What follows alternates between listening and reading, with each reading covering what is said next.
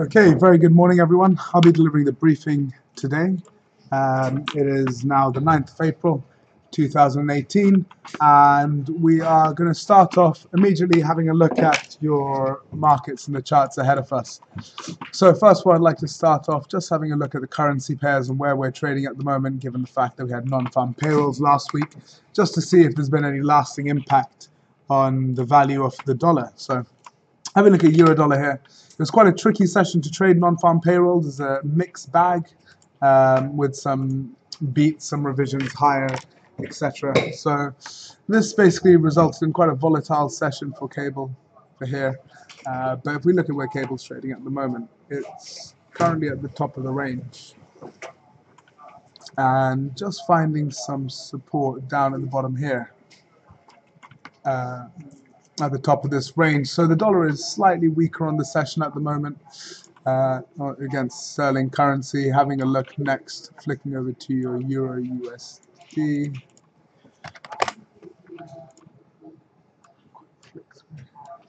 So Euro USD, once again, it was stuck in quite a little trend channel, which I should just draw up for you. It's quite a neat trend channel here in the Euro, but having now breached that, we can see again there's some persistent dollar weakness. What we have seen is a little bit of volatility this morning, but ultimately the dollar is weaker against the major FX pairs at the moment, just finding some support at the top of their ranges respectively, whether that be the top of the trend channel or the top of the range overall. Now, what caused this little blip in the dollar over here? We saw some immediate, well, very sharp strengthening of the dollar. If we go down to a 1 minute chart over here, so having a look across. Right, so just taking euro down to the pivot level, now finding support and now having paired most of that. Let me just flick over to the comment which initially caused this move. So we can see here that at 8 a.m. we saw China looking at the yuan devaluation as a tool for their trade spat with the United States, according to sources. So this is another form of retaliation we're seeing from China at the moment. So this would then be the devaluation of the yuan against the dollar, causing the yuan to cheapen and respectively the dollar to strengthen. This was only momentary, however, against the euro. If we look at cable as well on a similar time frame, no real lasting impact. Immediately paired any of the losses in those FX pairs. There was one currency pair which is underperforming on the back of this, which was the Aussie dollar, and now it continues to underperform if we have a look across here. So this is when those comments came out at 8 o'clock. The Aussie dollar falling initially on the back of the dollar strength, but unlike the other currency pairs, hasn't been able to really give back any of those losses. The reasoning here would be China is a huge consumer of base metals and industrial metals. So if we see a devaluation of yuan in response to this ongoing trade war, this would make the yuan cheaper, and therefore then China would need to, or Chinese companies and manufacturers would need to provide more yuan for commodities, which would make it respectively more expensive for them. And that is having a material impact, at least for the short term, on the Aussie dollar currency pair. So this is staying under some weight at the moment. But if we look at it technically, where are we trading? It hasn't really made any lasting impact. We're just trading down at the bottom of the range. So this is what I would say, this range over here is where the market is comfortable. So really no sharp repricing of this market. So if we start to see a break of these lows here, that may become a little bit more interesting for the Australian dollar. Lows coming in around the Friday's lows over here, below that, the S1 level. So this is where it's quite important to understand the implications of which currency pair you're trading and finding the one which will have the least or the most value. So over here, I'd say if we start to see some further talk about this yuan devaluation, the market's already given you a wink here that the Aussie dollar is a currency pair to trade. So any comments coming over the mic regarding this trade war, guys, please have a look at your Aussie dollar. It has been able to show the biggest and most sustained move thus far, while if we have a look at euro, is now fully reversed that blip lower and just trending higher. So the dollar at the moment is a bit of a mixed bag. If we transition across, I'll just show you where the dollar is trading at the moment.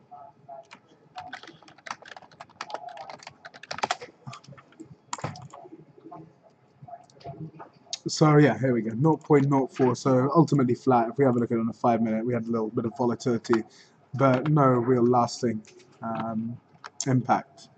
So going back to the charts, that's your FX pairs at the moment. I'd really be betting on a bit of dollar weakness going into the day, just following on for that non-farm payrolls, maybe allowing the Fed to be a little bit more dovish. Having a look at your equity market this morning, they were on a tear higher. They're up 1% this morning when I was having a look, or nearly 1% across the board. So from their Friday's lows, there's still the main talk of the markets is this increasing trade tension. So equity markets sold off quite heavily into their close, finishing the week roughly about 2% lower. This morning, however, a bit of a reversal in sentiment. Market drifted higher, but ultimately really capped by the Friday session range over here. Let's just draw a rectangle. Again, this would be an area which I think the market was comfortable in. So looking at this market technically, at the moment, these lows providing a bit of resistance. If we see a break above this 2625 level, I'd expect a bit more momentum to the upside. First target being around this 2638 R1, really capping the top of this move. And as long as the market, I would say, is between this pivot and R1 level, I think technically it's fine to trade, but I really wouldn't be reading too much into this. This is the market relatively comfortable in this region here. Now that being said, if we break above this R1, I'd say that's the market giving you a wink that this is now a risk-on move, and then maybe an acceleration to the upside would be due. However, I'd continue to say the trend is very much your friend going into this week. Trade tensions are a side of.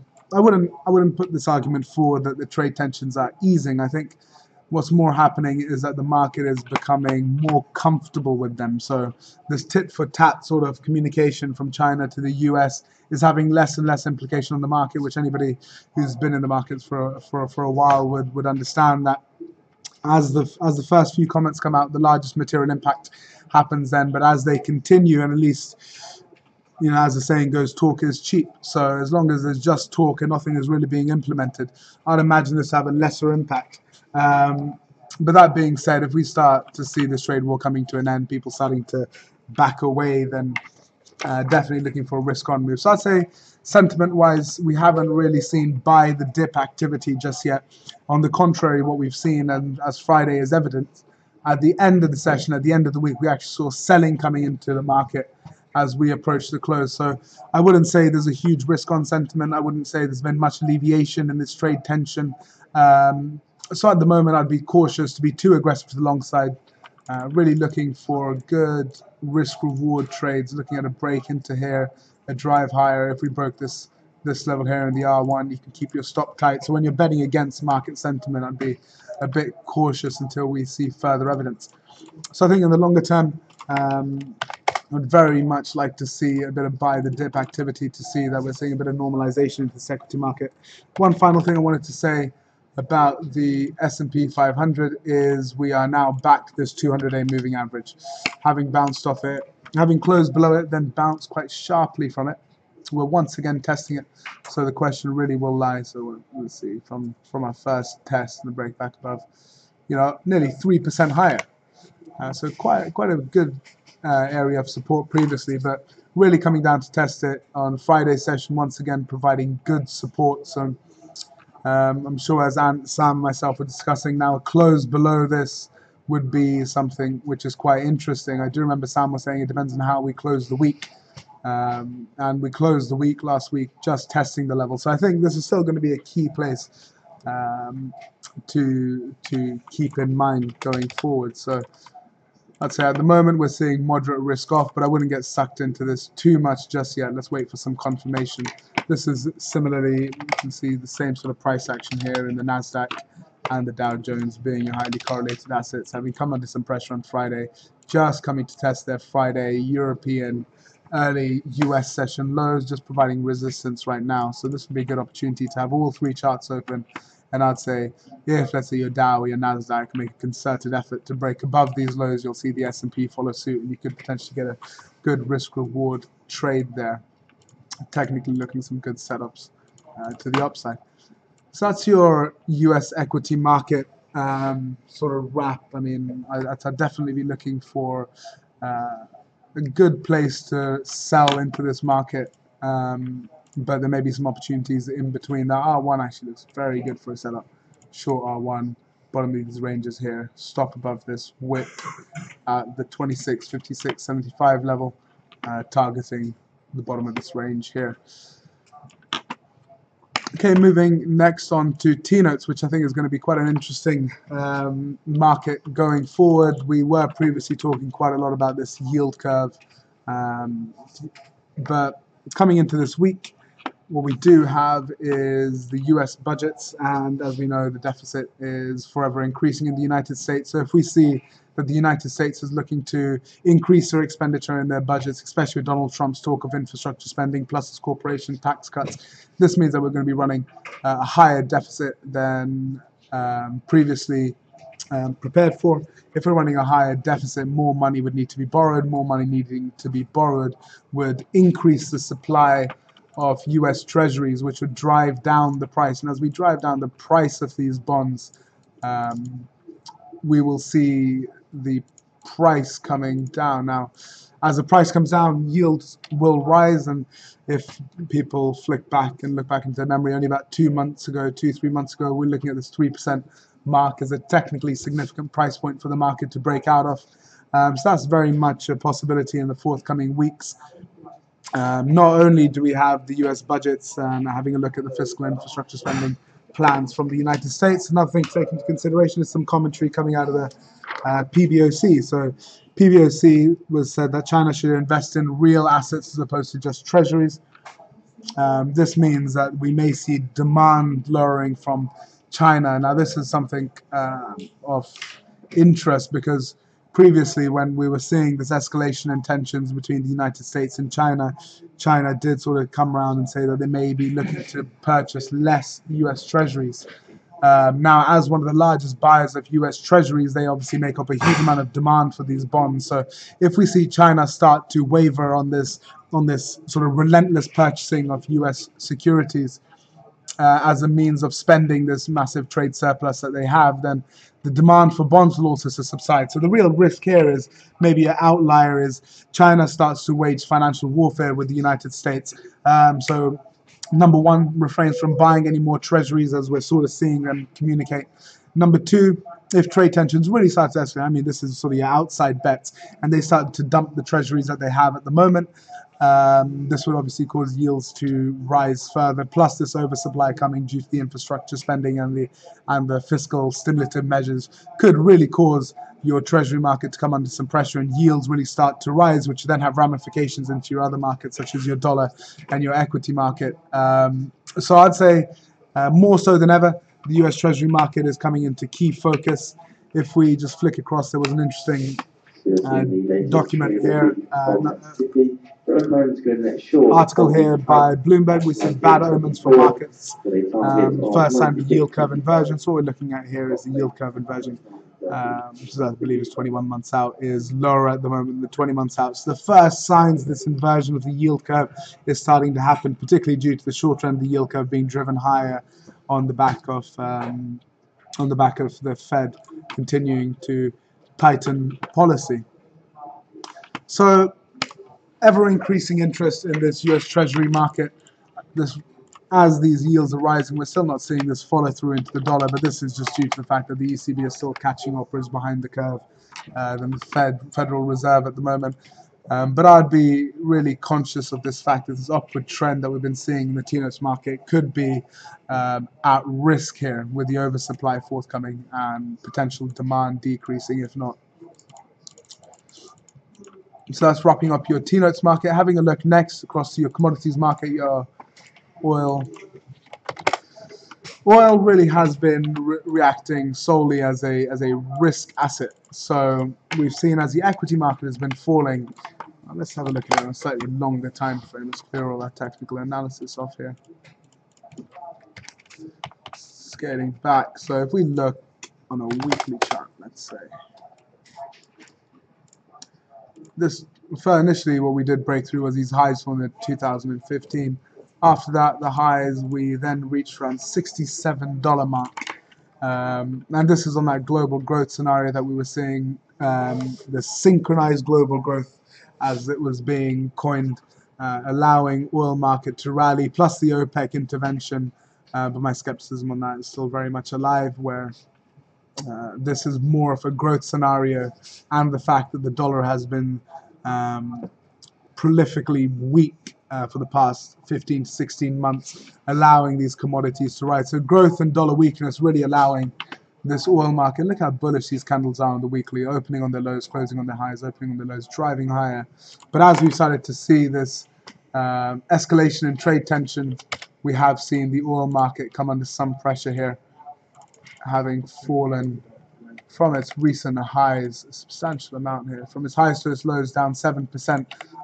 That's not really a small figure whatsoever. I'd expect to see that if we continue to see trade war tensions or trade tensions continue to increase, then people would be slightly less optimistic about the outlook scenario. And as that happens, we'll see oil continue to trend lower. At the moment, having a look at this market, technically, it's sort of well positioned, just coming up to test this key sort of resistance point we were seeing around here, where you could argue the top of the ranges. I'd say if we continue to trend lower and if we fall well back into this range, a test of the $60 mark looks sort of very realistic, at least in the medium term. So at the moment, as with equities, just having a slight lift in sentiment at the moment, just trending higher, finding some resistance around the lows we saw on the third. In terms of key support and resistance level, let's say around the 60, 62.88, 63 mark would be a very interesting position for the market. So the first key resistance level will be the 62.85, break above there, the $63. Doesn't look too appetizing given the fact that we've seen quite a few many wicks through it, but a breach of these levels, we could definitely see an acceleration to the upside. R1 as well, looking reasonably well for a profit-taking area. I really wouldn't be looking to enter the market around here. The next sort of key areas of resistance would be the ones up here. So the oil market, if we're going to see a recovery in the US stock market, then there are some setups, a break above here for a drive higher. After that, I'd really want to see a break of this sort of key selling point where we saw sellers continue to take over in the market. Now on the downside, if we see a continued risk-off move, again, using the 62.88 would be the best bet, I feel.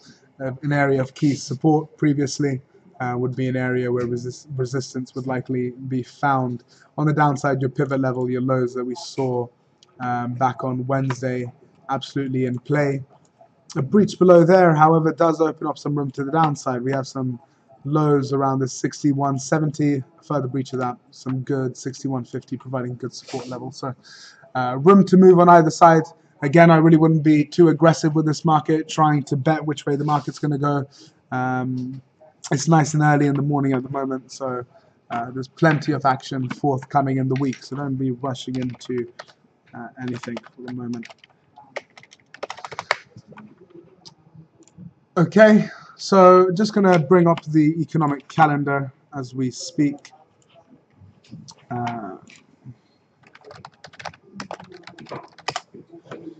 And to have a look at what we have forthcoming. So I know today is quite light on the economic data set front today. So there's no tier 1 data really coming in today. We had some UK data, some tier 1, tier 2 UK data come out just earlier, but nothing really of significance. Some European, German import and export data, not going to be of significance. We've got a trade balance and data as well. So nothing particularly interesting today as such, but looking at the week ahead, let's go into Tuesday. Things starting to liven up, particularly because we have US CPI data. So you have US core CPI data. So this is your inflationary measure, arguably one of the most important inflationary measures given the recent volatility in the oil market. I think the market's going to be very, very focused on US inflation. So what I would be saying today is be careful. You don't want to overexpose yourself. You don't want to sort of particularly put yourself in a position of risk where in terms of opportunities, majority of the opportunities will lie tomorrow with this inflation numbers coming out. And I wouldn't be surprised that tomorrow morning is absolutely quiet and we really may not find a direction today as we have these inflation numbers forthcoming. So very important tier 1 data coming out tomorrow. Going into Wednesday, we have some UK manufacturing numbers coming out. This does say tier 1, very important, but manufacturing making such a slight part of our economy. I don't feel like it'd be too market impactful. But come midday, we do have Mario Draghi speaking. So the key event, once again, US core CPI month on month coming out. Is that right? So inflation numbers coming out of the UK. We have your DOEs on Wednesday as well. So guaranteed some volatility in your oil markets. But then we have your FOMC meeting minutes. So this is meetings from the last Fed meeting.